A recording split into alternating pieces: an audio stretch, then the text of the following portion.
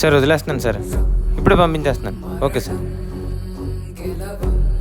Sir వెళ్ళొచ్చా? Thank you sir.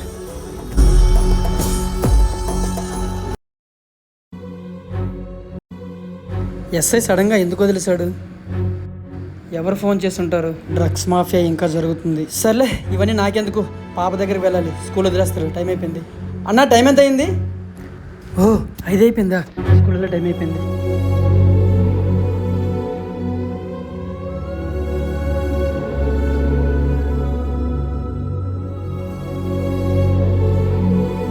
అమ్మయ్యా, ఇంకా స్కూల్ వదలలేదు. ఓకే.